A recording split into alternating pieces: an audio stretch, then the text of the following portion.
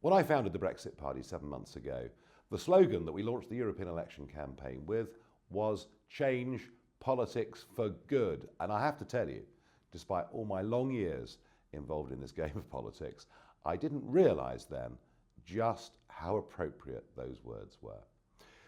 So what's been going on this week is the question I keep being asked. I did, over the weekend, have to make a very difficult decision. It was based on two things. The first was, in the south of England, in the southwest of England, in parts of southern London, we take more votes from the Conservatives than we take from the Labour Party. In the north of England, it's completely the other way round.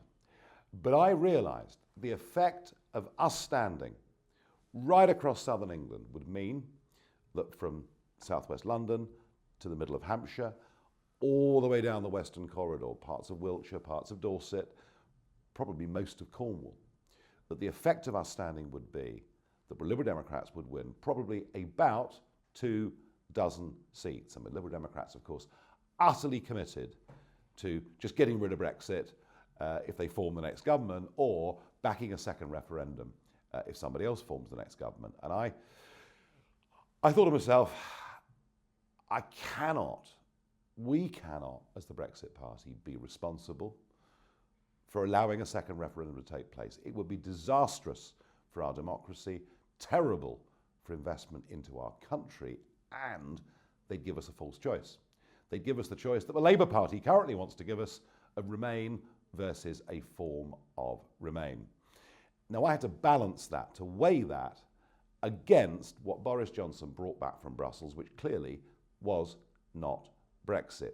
But on Sunday evening, he did say on video that we absolutely would not extend beyond the end of 2020, and more significantly, that we would now negotiate a free trade deal on a super Canada Plus basis without political alignment. And you see, the point about that is, if we want to have a trade deal, that's fine. But why should everything from financial services to fisheries be tied to the European rulebook?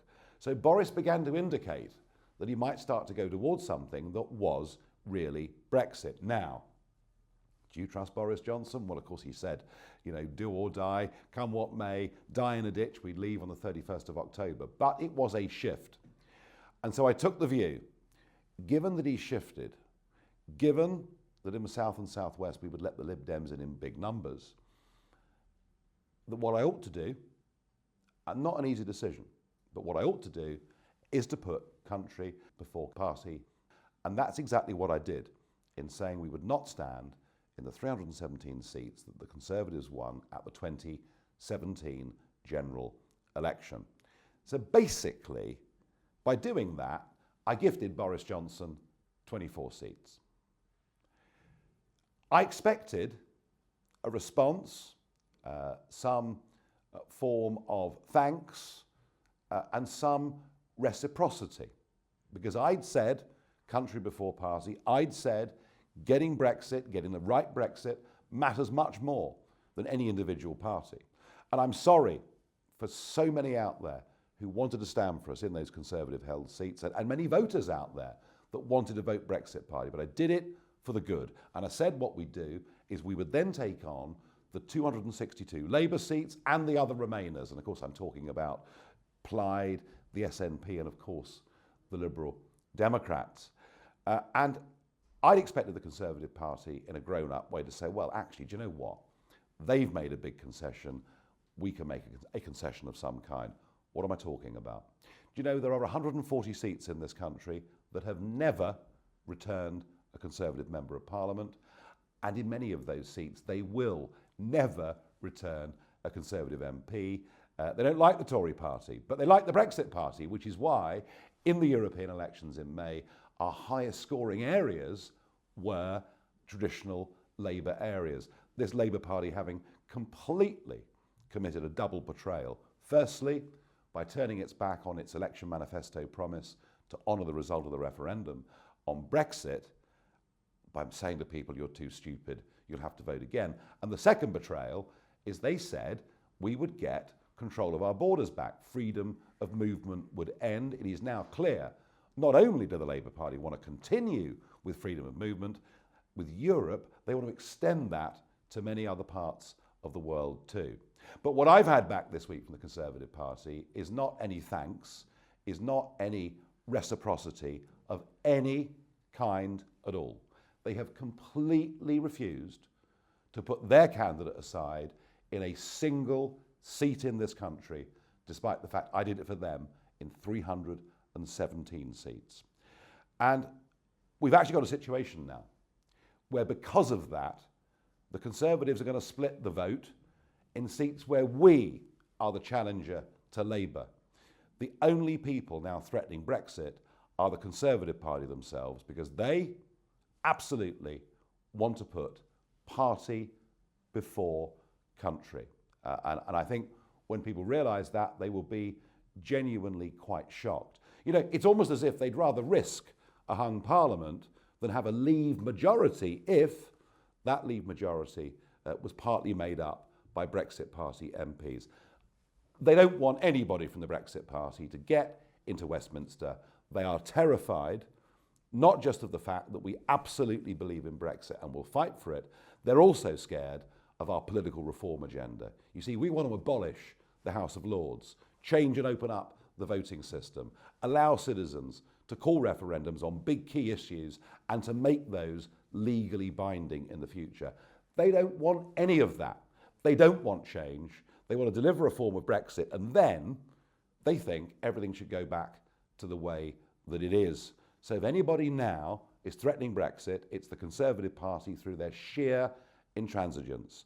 If they'd given us some seats, who knows, I might have given them some more. There was a grown-up way to do this, and I've been trying to do this for months. You know, I first put forward the idea of a Leave alliance, of putting country before party back in August. I even got into number 10 in September, some polling from 40 key seats held by the Labour Party, and the polling said that if Nigel Farage asked Labour voters in those seats to swallow their pride, hold their nose and vote Conservative at this one election, if they really were going to get a proper Brexit done, that a third of Labour voters in those seats would have done so. I could have won them the election. I could have won them the general election with a big Leave majority, but they simply refused to work with me. They simply refused to work with the Brexit Party.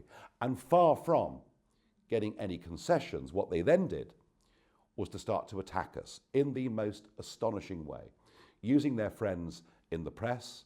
I mean, we've even had people's personal email addresses being published in national newspapers, inviting readers to send either a standard letter or to use their own words to tell them to stand down. We've got national press trying to remove the choice of a Democratic Party on the ballot paper in a British general election. I mean, you'd have thought we were in some corrupt South American country, but we're not. We're in the UK. And you can imagine that many of our candidates have received lots of letters, and many of them not the standard ones. I thought we were living in a time when we try to discourage trolling on time, not try to encourage it. So their first tactic in the face of me making a very generous offer, first tactic was to absolutely decide to give us nothing. The second tactic was to try to attack us, and still those attacks go on. It's now said, I could cost them Brexit unless we stand down completely as a party. You know, we are a party that stands. We want a clean break from the European Union. We want what 17.4 million people voted for, and we want to change politics for good. Because I tell you, having tried the attack, they then tried something that, frankly, I think is bordering on corruption. But it says so much about Westminster and the way things run.